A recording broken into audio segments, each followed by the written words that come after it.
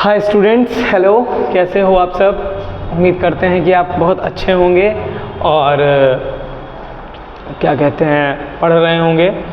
आज हम लोग ऑप्टिक्स में रे ऑप्टिक्स पढ़ रहे हैं और उसका जो सेकंड सेक्शन है, जैसे कि लाइट में ऑप्टिक्स होती है, रे ऑप्टिक्स होती है। रे ऑप्टिक्स में दो तीन चीज़ें होती हैं, जैसे होता है रिफ्लेक्शन, रिफ्रैक्शन, फिर आता है प्रिज्म आता है, बहुत सी चीज़ें होती हैं। तो आज हम लोग सेकेंड पार्ट पढ़ेंगे इसका, रिफ्रैक्शन का, क्योंकि चैप्टर का नाम है लाइट, रिफ्लेक्शन एंड रिफ्रैक्शन और ये आपका पार्ट 6 वीडियो है। तो हम लोग स्टार्ट करते हैं। अपन पढ़ रहे हैं ऑप्टिक्स, हम लोग पढ़ रहे हैं बेटा ऑप्टिक्स। ऑप्टिक्स में पढ़ रहे हैं हम लोग रे ऑप्टिक्स, रे ऑप्टिक्स पढ़ रहे हैं हम लोग, ठीक। और चैप्टर का नाम है light, reflection and refraction, light, reflection and refraction, ठीक है। और पार्ट कौन सा है ये है पार्ट 6।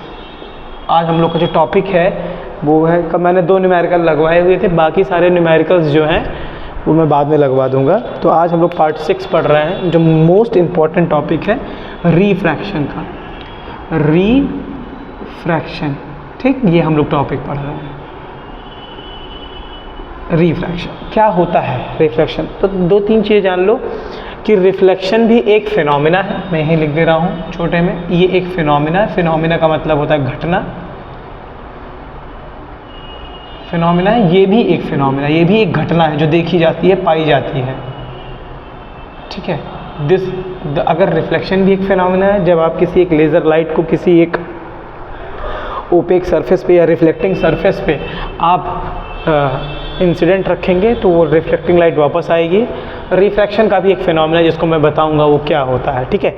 रिफ्रैक्शन एक इम्पॉर्टेंट फिनोमिना है बेटा, बहुत मज़ेदार है, पढ़ेंगे तो मज़ेदार हो जाएगा, ठीक है। तो रिफ्रैक्शन क्या होता है, सबसे पहले कह दो कि सर रिफ्रैक्शन ये था कि लाइट डेविएट कर जाती है। सबसे पहली बात, लाइट डेविएट्स मतलब बदल देती है, डेविएट्स, या लिख सकते हैं change it path, change it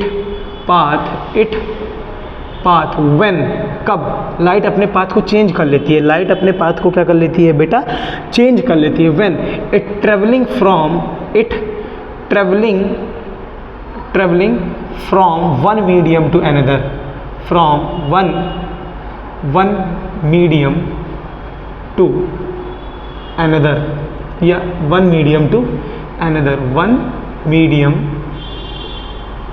to another medium, ठीक है। यही मेन फिनोमिना होता है। अभी मैं आपको पूरी चीज़ें धीरे धीरे खोल के समझा दूंगा कि क्या हो रही है। कि लाइट अपने पाथ को चेंज कर लेती है, लाइट अपने पाथ से डेविएट हो जाती है, लाइट अपने पाथ से डेविएट हो जाती है जब वो ट्रैवल करती है एक मीडियम से दूसरे मीडियम के नीचे। मैं 2-3 चीज़ों के नीचे अंडरलाइन करूँगा, 2-3 चीज़ों के नीचे मैं क्या करूँगा बेटा, अंडरलाइन करूँगा, तो आप उससे समझेंगे कि क्या क्या सिस्टम हो सकता है। तो पहली बात ये एक फिनोमिना हो गया। रिफ्लेक्शन एक क्या है बेटा, फिनोमिना। वो फिनोमिना क्या है, नीचे मैंने लिख दिया है,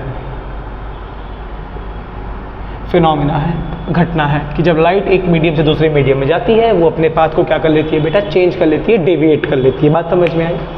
अच्छा, मैं 2-3 चीज़ों के नीचे अंडरलाइन करता हूँ। सबसे पहले मैं कर लेता हूँ मीडियम के नीचे अंडरलाइन, और मैं कहता हूँ चेंज इट्स पाथ या डेविएशन। क्या कि मीडियम क्या होता है सर, और समझ नहीं आ रहा है सर मीडियम क्या होता है और डेविएशन क्या होता है। तो देखो मेरे बच्चे, मैं आपको एक एक चीज़ पूरी खोल के समझाऊंगा, मतलब ऐसे कह सकते हैं कि पूरा सिंप्लीफाई करके समझा दूंगा कि क्या होता है। कि मीडियम, देखो सबसे पहले मैंने किया था मीडियम के नीचे अंडरलाइन। क्या किया था बेटा, मीडियम के, जैसा कि आपको दिख रहा होगा मैंने सबसे पहले किस में किया था बेटा, मीडियम के नीचे अंडरलाइन किया था। मीडियम, माध्यम, मतलब कि लाइट जो थी, जब रिफ्लेक्शन हम पढ़ रहे थे, जब हम रिफ्लेक्शन पढ़ रहे थे बच्चे, तो लाइट थी वो सेम मीडियम में जा रही थी और सेम मीडियम में आ रही थी। तो रिफ्लेक्शन का आपको याद होगा कि when light travels from reflection क्या था, the bouncing back of light in the same medium when fall या strikes on a opaque surface और रिफ्लेक्टिंग सरफेस। तो सेम मीडियम में ही वापस आती थी। मतलब अगर आप एयर के अंदर लाइट को भेज रहे हैं तो एयर के अंदर ही वापस आ जाए, मतलब एयर में ही गई एयर में ही आ जाए, वाटर में गई तो वाटर में आ जाए, ग्लास में गई तो ग्लास में ही वापस आ जाए। पर यहाँ पे थोड़ा सा बात अलग हो रही है कि एक मीडियम से दूसरे मीडियम में जाए, मतलब एयर से ग्लास में जाए, वाटर से ग्लास में जाए, वाटर से ऑयल में जाए, ऑयल से एयर में जाए। तो ये दो मीडियम हो गया ना कि लाइट जो है वो हवा में से कहाँ जा रही है, पानी के अंदर जा रही है, हवा में से कहाँ जा रही है, ग्लास के अंदर जा रही है। समझ नहीं बात कि नहीं आई? तो वही होता है। तो मीडियम कितने टाइप्स के होते हैं बेटा? दो टाइप्स के मीडियम होते हैं। एक होता है बेटा रेयरर मीडियम और एक होता है बेटा डेंसर मीडियम।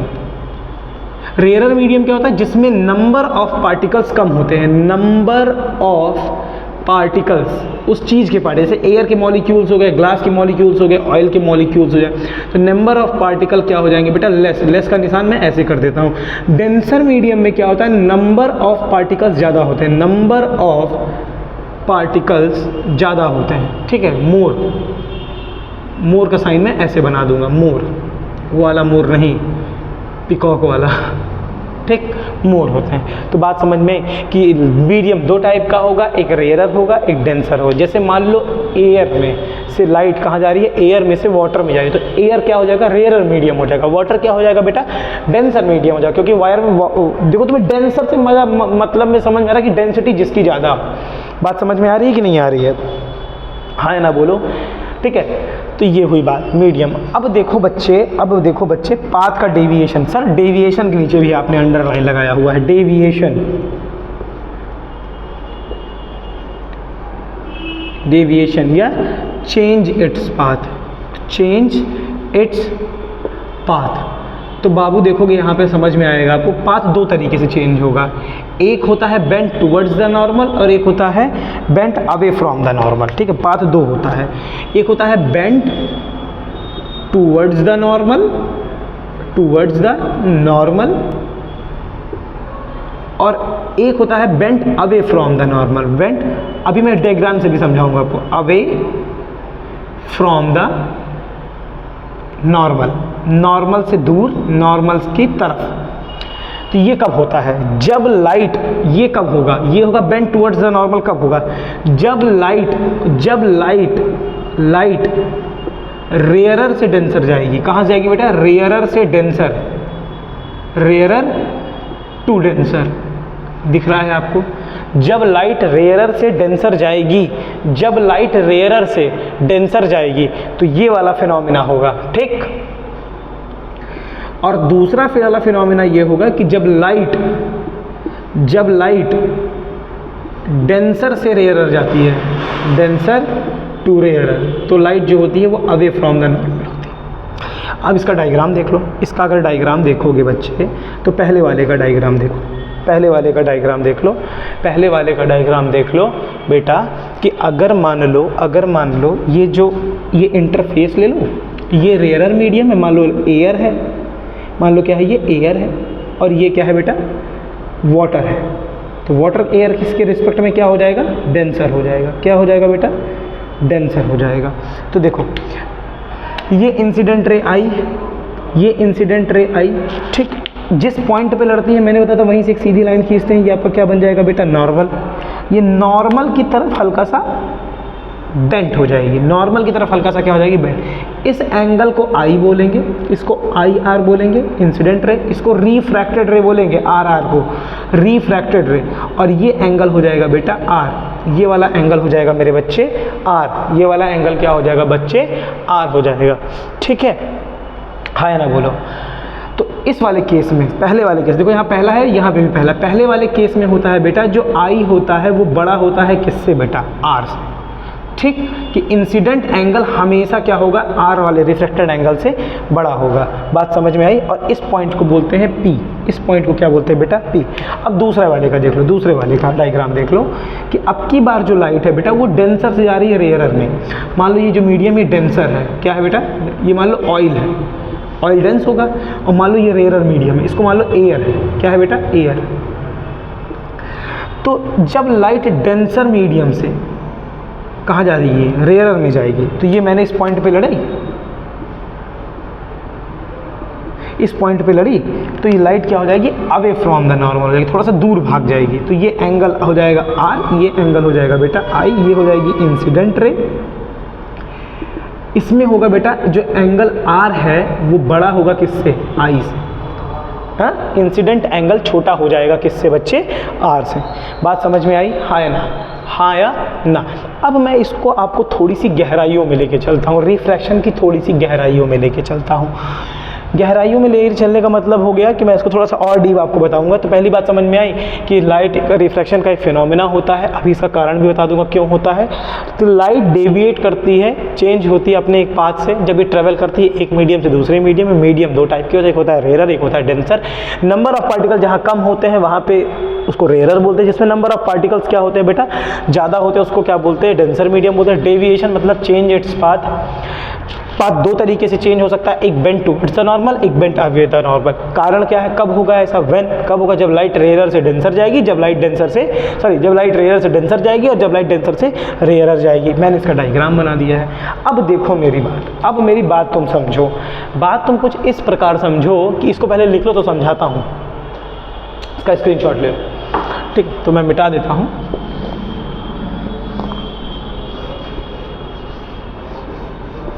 मैं कुछ चीज़ें समझाता हूँ कि ऐसा क्यों होता है, कारण क्या है, रिफ्रैक्शन का कारण क्या है, ये पाथ चेंजिंग का कारण क्या है। अभी लॉ नहीं बता रहा हूँ, अभी सिर्फ कारण बता रहा हूँ। रिफ्रैक्शन का सर रीज़न क्या है, तो रिफ्रैक्शन का दो रीज़न दिया जाता है। रिफ्रैक्शन का जो फिनोमिना होता है ये तब देखा जाता है, आप देखो यहीं से देखो, रिफ्रैक्शन का फिनोमिना तब देखा जाता है व्हेन लाइट इज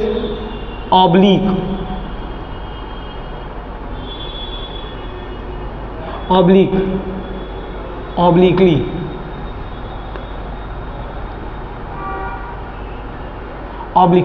मतलब तिरछी लाइट हो, ठीक है। अब कैसे होता है वो मैं समझाता हूँ। देखो, रिफ्रैक्शन टॉपिक क्या है, रिफ्रैक्शन का कारण क्या है, कॉज। रिफ्रैक्शन सर क्यों होता है, कॉज इसका बताइए, काहे होता है रिफ्रैक्शन। तो इसका जो मेजर कॉज होता है वो बता देता हूँ और कुछ माइनर कॉज। पहली बात तो वेलोसिटी होता है, और दूसरा होता है बेटे वेव फ्रंट। होता क्या है कि मैंने आपको पहले दिन ही बताया था कि ऑप्टिक्स दो टाइप की होती है, एक होती है रे और एक होती है वेव।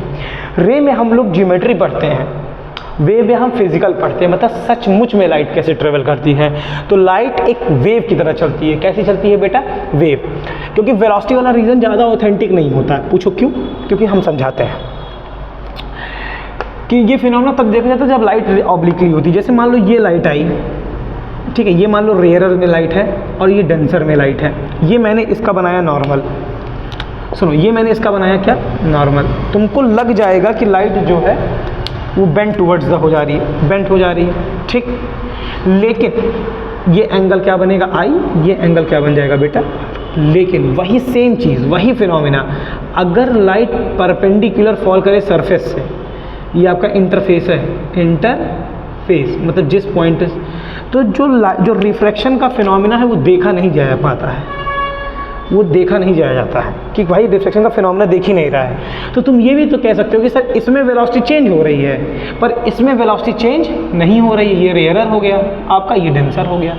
तो हम लोग जो है वो सही रीज़न नहीं दे पाते हैं किसको, वेलोसिटी को। तो हम बताते हैं बेटा वेव फ्रंट के बारे में। वेव फ्रंट आपके सिलेबस में है नहीं, लेकिन मैं बता देता हूँ सिर्फ आपकी क्यूरियोसिटी के लिए कि जो लाइट होती है लाइट जो होती है वो वेव्स के फॉर्म में चलती है। लाइट जो होती है, light travels in the form of waves ना, वेव्स। और एक लाइन लिख लो, वेव फ्रंट इज ऑलवेज, जब आप क्लास 12 में पहुंचेंगे इसको बहुत अच्छे तरीके से आपको देगा, ऑलवेज परपेंडिकुलर टू द रे, इसको परपेंडिकुलर बोलते हैं टू द रे से हमेशा क्या होती है, परपेंडिकुलर होती है। अब देखो मैं समझाता हूँ, देखो बेटा ये एक रे जा रही है, ये इंसिडेंट रे है ना, तो ये इसका जो परपेंडिकुलर लाइन है, ये देखो ये रे को सीधे परपेंडिकुलर लाइन है ना, तो ये क्या है, ये वेव फ्रंट है। लेकिन आप कुछ फिनोमिना देखोगे भी थोड़ी देर में,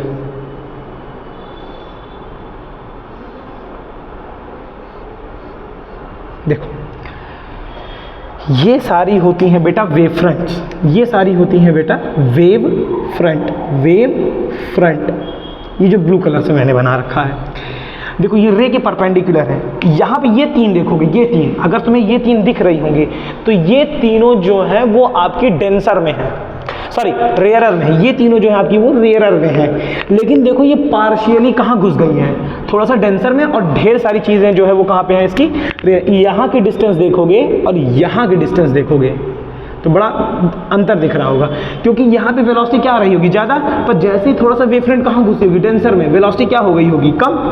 जान लो वेलोसिटी जो होती है रेयरर में क्या होती है, ज़्यादा। वेलोसिटी रेयरर में क्या होती है, ज़्यादा, और डेंसर में क्या होती है बेटा, कम।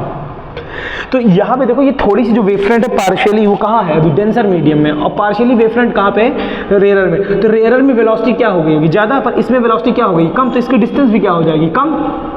इसकी डिस्टेंस क्या हो जाएगी, ज़्यादा, क्योंकि velocity is directly proportional to the distance ना। तो आप लोग पढ़े speed is equal to distance upon time, तो स्पीड के जस्ट सामने कौन है, डिस्टेंस ना। समझ पा रहे हो कि नहीं पा रहे हो, speed is equals to distance upon time. जितनी ज़्यादा स्पीड उतना ज़्यादा क्या, डिस्टेंस। समझ आ रही बात कि नहीं आ रही है, तो देखो बात समझ में आई। अब देखो इसमें भी पार्शियली लाइट जो है वो क्या है, डेंसर मीडियम में, लेकिन पार्शियली वही लाइट कहाँ पर है, रेयरर मीडियम। तो यहाँ पे हल्का हल्का सा फिनोमिना शुरू हो गया है। यहाँ पे देखो पार्शियली क्या है, डेंसर में, यहाँ पे पार्शियली किस में है, रेयरर में है। यहाँ पर भी पार्शियली किस में है, रेयरर में है, लेकिन यहाँ पे पार्शियली क्या है, लेकिन जैसे ये फिर कहाँ पहुँच गई, और डेंसर में, पूरी वेवफ्रंट्स कहाँ पहुँच गई, डेंसर में। ये फिर क्या हो जाएगी, एकदम सीधी हो जाएगी। जैसे आपने कूड़ा गाड़ी उठाई, देखी कूड़ा गाड़ी अगर आपके यहाँ चलती होगी तो उसका एक चक्का कहाँ होता है, ज़मीन पे, और एक चक्का उठाया रहता है, तो हमेशा वो तिरछी रहती है। जब उसको देखोगे ऐसे तिरछी रहती है, जब वो पूरी की पूरी आ जाती है किसके ऊपर, लैंड के ऊपर, मतलब आपकी सरफेस, तो तुरंत सारी गाड़ी क्या हो जाती है, बराबर हो जाती है। जैसे मान लो अगर कोई गाड़ी हो, मेरे पास कोई एग्जांपल नहीं दिख रहा है, जैसे मान लो ये हाथ गाड़ी है, कूड़ा गाड़ी है, तो ये ऐसे लेके चलता है, गड़ गड़ गड़ गड़ गड़ गड़ गड़ गड़ गड़ गड़, देखो तिरछी है कि नहीं तिरछी है, ठीक। तो वेवफ्रंट कैसा है, तिरछा है। जैसे ही दोनों सेम मीडियम में आ जाएंगे, अभी इसका जो पीछे वाला ये हवा में है ना, और आधा वाला जो चक्का ये कहाँ है, जो मतलब व्हील है वो कहाँ पर है, वो है आपकी सरफेस पर, तो इसलिए तिरछा है। जैसे ही दोनों आ जाएंगे तुरंत क्या हो जाएगा, सेम हो जाएगा। तो अभी देखो चक्का, जैसे समझो ये मान लो ये व्हील है, तो व्हील अभी कहाँ है, डेंसर में है, लेकिन आधी चीज़ कहाँ है उसकी, रेयरर में है। जैसे सब कहाँ आ जाएगा, दोनों सरफेस, दोनों सेम मीडियम में आ जाएंगे, तुरंत फिर सीधे क्या हो जाएगी, सीधी हो जाएगी। लगभग मैं कोशिश कर चुका हूँ आपको समझाने की, लेकिन देखते हैं, अगर नहीं समझ तो मुझे कमेंट कर दीजिएगा, फिर से मैं इसके ऊपर सेपरेट वीडियो समझा ही दूंगा। अब इसमें देखो, इसमें भी देखो ये वेव फ्रंट है जो परपेंडिकुलर है, लेकिन देखो ये जो वेव फ्रंट्स है ना, ये सीधी की सीधी किस में घुस जाएंगे, दूसरे मीडियम में। यहाँ पे पार्शियली कुछ नहीं हुआ, यहाँ पर पार्शियली कुछ नहीं हुआ। तो इसी वजह से कि जो वेवफ्रंट का जो रिफ्रैक्शन का फिनोमिना है वो हमेशा ऑब्लिकली तिरछी लाइट में देखा जाता है, ना कि सीधी लाइट में देखा जाता है। बात समझ में आई। सीधा का सीधा पूरा का पूरा वेवफ्रंट कहाँ होता है, एक मीडियम से दूसरे मीडियम में ट्रांसफर कर जाता है। वेलोसिटी इसमें भी चेंज होती है बेटा, वेलोसिटी इसमें भी चेंज हो जाती है, ठीक है। वेलोसिटी चेंज होती है, बस खाली देखने में इसमें मिलता है, देखने में इसमें नहीं मिलता है। इतनी चीज़ समझ में आई। अब हम थोड़ा सा रिफ्रैक्शन के बारे में लॉज बता देंगे आपको। क्या बता देंगे बेटा, लॉज बता देंगे आपको। इतना मन कर लिख लो, नहीं तो कोई बात नहीं।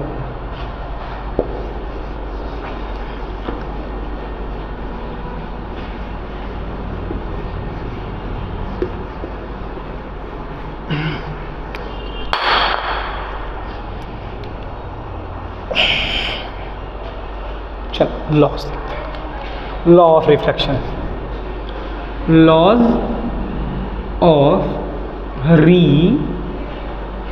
रिफ्रैक्शन,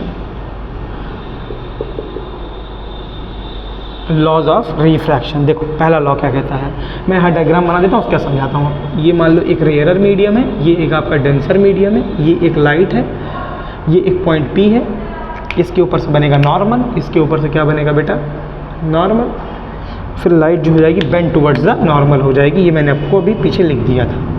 ये एंगल I होगा, ये एंगल R होगा, ये पॉइंट P होगा, ठीक।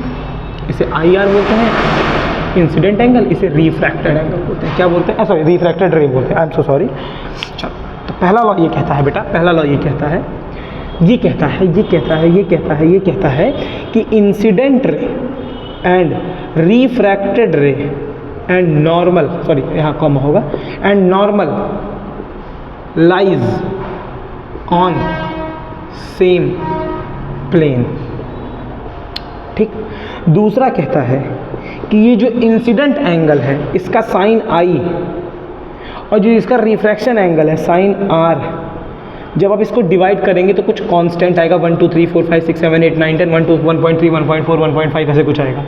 इस कांस्टेंट को म्यू से डिनोट करते हैं या आपकी एनसीईआरटी में एन से। समझ में आया मेरी बात?